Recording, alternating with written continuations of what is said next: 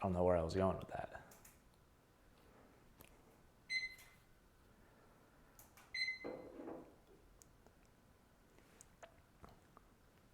What's going on, guys? This is Credit Chris. In today's topic, we're going to be going over debt reaging. Now, I wanted to kind of go over this topic because it seems like it always comes up, whether I'm doing a credit audit, where Josh or I are doing a credit audit with someone and we're going through their report, or we're on a live stream, or people that comment on our videos. It always comes up, the fact that people are like, hey, this collection company keeps reporting this debt as new debt, which is a problem. And really, it is kind of a problem. And there's kind of two main things I really want to hit on today. So the main thing you want to kind of have an idea of is, with debt reaging, it's actually illegal for debt collectors and collection companies to do this. So it's like, why are they actually doing this? The main purpose why companies are actually re-aging your debt, which is all that means is, say you have a debt with Citibank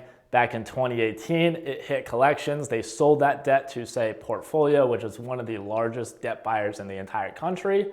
And even though that debt's from 2018, say they keep updating it. Maybe they add $1 to the balance, maybe they sell it off to another collection company and it reports as a new debt, and now it says that 2018 debt is now showing as 2020 debt. So why does that even matter? It matters because when we're talking about collections and debt of any sort on a credit report, it's all based around your statute of limitations, or SOL is what we refer to it as. So for anyone that doesn't know what statute of limitations is, it's essentially the legal time frame that debt collectors and collection companies have to legally pursue you for that debt. So the two main things I try to talk to people about are, one, what state do you live in?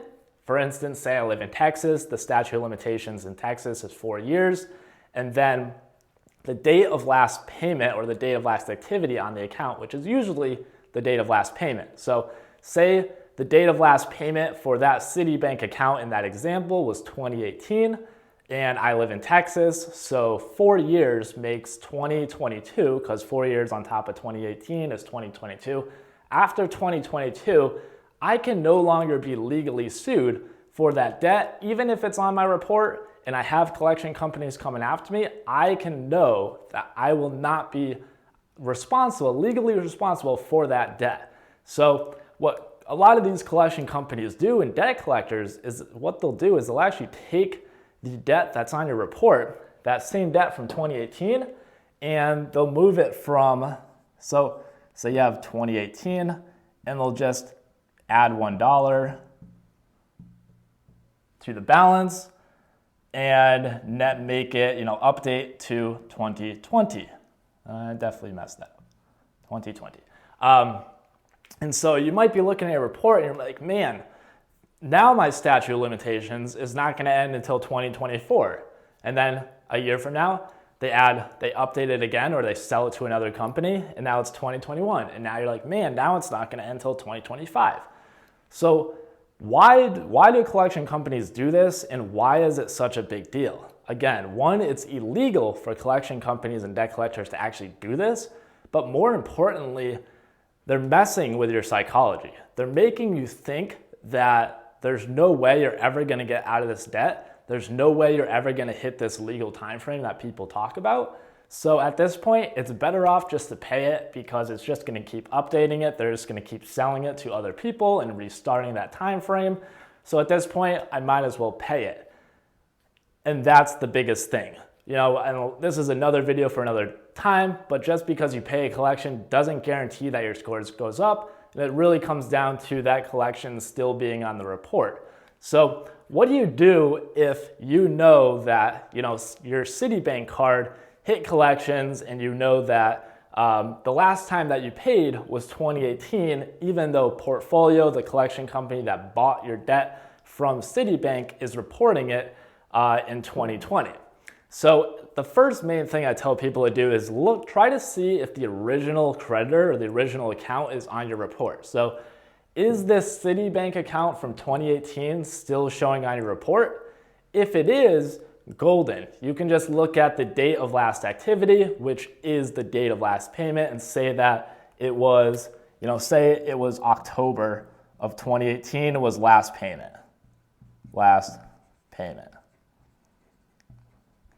Well, now you know that in November of 2022, which is 4 years after October of 2018, that portfolio or whatever collection company that is can no longer legally pursue you for that debt. But where it gets tricky is, what if that Citibank account is no longer on your report, and when you look at your report, all you keep seeing is this unlimited updated collection that keeps getting sold off, keeps getting moved around, updated, this or that. What do you do then? So what you should be doing, or what you can do to really identify, man, when was my statute, like when was the date of last payment? It's really simple. One, if you are very good at keeping paper records, you can simply look at your paper records, if you actually do stuff like that. Again, we're in 2020, so I don't expect a lot of people to be doing that, such as myself. But one, if you have paper records, you can simply look at, all right, this is the last time I paid that account, and now you can backtrack it to, okay, even though they keep reporting it as current and new in 2020, I know the last payment I made was October, so my statute of limitations is still 2022. Now, if you don't, you can simply look at either old bank statements, old credit card payments, if you're paying out of your checking or savings account and you have one main bank or two main banks. Again, you can kind of look and backtrack your way through. When was the last time a transfer from one account to that Citibank account occurred? And then you can backtrack it that way and ultimately come up with the date of last payment. Now, I do want to just mention to you guys that with the statute of limitations, even if you talk to that company, say you get on the phone with that company like Portfolio and you're like, hey, why do you keep re-updating? Why do you keep updating this account? By doing that, at that point in the conversation, you're most likely going to answer your first name, last name, your date of birth, like some verifying questions. You're going to indirectly reset that 4-year time frame because you're doing something called validating the debt, which is actually a trigger point to reset your statute of limitations. So it's very important that you're not calling and directly contacting them. You're not answering these pertinent questions on the phone, but more or less that regardless of what the account looks like on your credit report, ultimately you haven't talked to them since 2018, and that last payment was October of 2018, and if you don't get sued and brought to court between now and 2022, that debt, you have no responsibility. You're not going to go to jail.